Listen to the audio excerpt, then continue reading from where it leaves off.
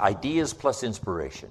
That can do incredible things for your life and your career, your future, your health, parenting, every other situation. Ideas plus inspiration. Make the note, we need ideas for goals and plans to design our life for the future. But here's what else we need. Inspiration. Emotional vitality. Without that, the ideas won't progress very far. They may serve you to just get by, but I'm sure you haven't spent this kind of time to pick up ideas just to get by, but we want to be able to flourish. However, that is a human being's two major objectives, and you might make these notes. One is to survive. First, we must learn to survive. Second, then, we learn to succeed, which is beyond survival. But most people settle in just in sort of the survival mode, enough to get by. They've got all these resources to tap, and they don't tap them because, they're getting by. Their kids aren't starving. They got a roof over their head and some clothes to wear and food to eat. But to go way beyond that, to flourish, not just to survive, but to flourish. I'm sure that's what all of us are here for, to find more ideas on how to do that. Now, the idea part is fairly basic and upfront, and they're fairly easy to put forward. Here's what's a little more tricky, inspiration. Who knows why one's inspired and one is not inspired? Here's what I call it. It's a good thing to remember for the rest of your life. It's called the mysteries of the mind. And you'll be confronted with that forever, the mysteries. Here's what we have to do with most mysteries. Leave them mysteries. And learn to be curious instead of dismayed. Say, why is it this way? Say, I don't know. You get your own planet, you could rearrange it some other way. But on this planet, we seem to be guests. So you figure out how this one works, whoever set it up, right? Follow how it's been set up. Then if you get a chance for a planet, then you can rearrange the whole deal and say, well, I'm not going to do that. I'm going to do this. I'm going to do this. So if you ever get that chance, you can do that. But hey, on this one, it was prearranged before we dropped in here. But on the spinning planet headed somewhere, right? What is the deal? And part of it is a mystery. One of the mysteries, where did we come from? Where are we going? Some of those are a bit unfathomable. We try our best to understand. One writer said, what? We see through the dark glass. We think we've just about got it figured out, but it's a little hazy. It's a little dark. We can't see it quite as clear. But all of our lifetime, we keep searching for ways to see it better, see it better. Someday, hopefully, it'll all be clear. But some things are mysteries. I do a seminar like this. Someone walks out and says, I'm going to change my life. Someone else walks out and says, oh, I've heard all this stuff before. Why two different reactions to the same seminar? Just make the note. It's a mystery. And I haven't tried to solve that. You say, well, I'm going to make everybody walk out and say, I'm going to change my life. See, no, you can't do that. It's going to be however it's going to be. And the key is to be curious and not dismayed. Let the mysteries be mysteries. Interesting story says the day the Christian church was started, a magnificent sermon was preached. And if you read the account of the sermon that was preached the first day the Christian church was started, it was a magnificent sermon. And it was a magnificent occasion. It said there was a multitude that heard this sermon, meaning what? A lot of people heard it. But there was an incredible variety of reaction of the people that heard the sermon.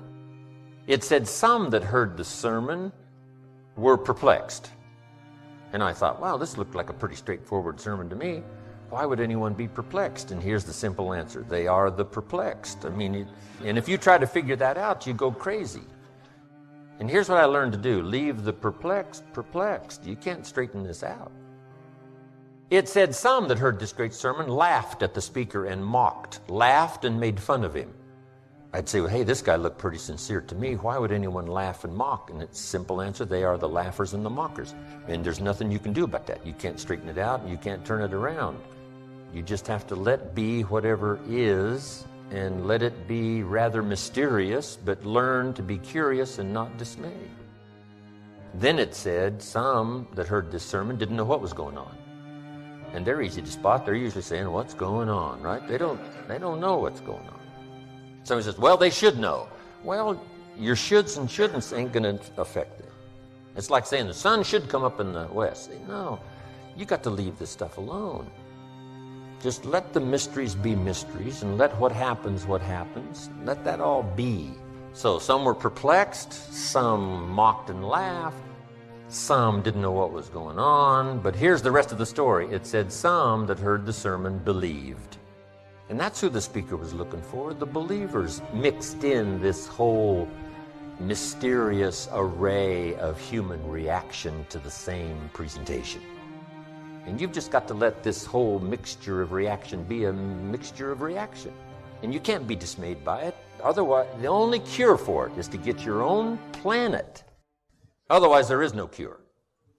Because I used to try to straighten all this stuff out. In the beginning, I used to say, I'll make them successful if it kills me. I almost died, right? You can't do that. So, it said some believed, and that's who the speaker was looking for, the believers out of this massive audience of a multitude. Now, here's what was interesting. It said the number that believed was about 3,000. So it was a pretty good first day. So make the note. You can have a good day in spite of the mystery. In spite of the mystery of reaction, in spite of who's who, in spite of what happens, in spite of the full variety of human reaction and human behavior, in spite of the whole mix in each community, in each place, in each school, wherever, in spite of this whole mysterious mix of how things are and how humans react and how they behave, here's what you can have: a good day. Amazing. So, let the mysteries be mysteries. But inspiration, hopefully I've caught you at the right time where you'll be inspired to listen, inspired to take notes, and then inspired to give it a try. And this is all I ask after the seminar's finished. Just try some of this stuff. You never know till you try, Papa said. See if it'll work for you. And then here's what's next. Refine it all as you go. First you learn, then you try, then you refine, then you evaluate, then you pass it on. Here's what else I hope you'll find: guidelines to translate response into results. I appreciate you responding by taking notes, responding by being here. But here's the key, is to turn response into results. I appreciate applause, but applause is not the deal. For me, here's what's valuable, is to have this stuff work in someone's life, to have it make a difference in someone's income, have it make a difference in someone's financial future, have it make a difference in someone's health, measurable difference in someone's future and health. That's my game. And if I can give you something that'll help make a measurable difference as time passes, see, that's what's it for me. Key phrase, results, is the name of the game. I do another seminar called The 5 Major Pieces. Here's those pieces. 1 is philosophy. We're affected by what we know. Next is attitude. We're affected by how we feel. 3rd is activity, or disciplines, or work. Labor, it's called. We're affected by what we do. And number 4 is results. Learn to measure and count to see how you're doing. Making progress is the name of the game. And here's how I describe it. Measurable progress in reasonable time. Make measurable progress in reasonable time. But results is the name of the game. We don't study philosophy just for philosophy, or attitude just for attitude, or discipline just for discipline. These things by themselves serve no purpose. But these 3 items invested in labor, in the work, produces results. Now we measure our results to see how our disciplines are working, how our attitude is working, and how our philosophy is working. And if the results aren't to your liking, there's only 3 places to check: discipline, attitude, philosophy, personal philosophy. Pretty simple process. Some people check interest rates. Well, that's not where the real problem probably is. Check what you know. You may need more knowledge. Check how you feel. You may need to adjust your attitude. And check your disciplines, and you may need to add a couple to the ones you're already engaged in. And that'll start immediately to changing the results that you can measure, that you can count. And you might add one more word here: weigh. Weigh and count and measure. Because the game is productivity, progress and productivity. Then something we're going to talk about, which was number 5, which is lifestyle. Because here's the ultimate expression of life, and that's to live a good life. Living well is the ultimate expression, not philosophy, not attitude, but living well.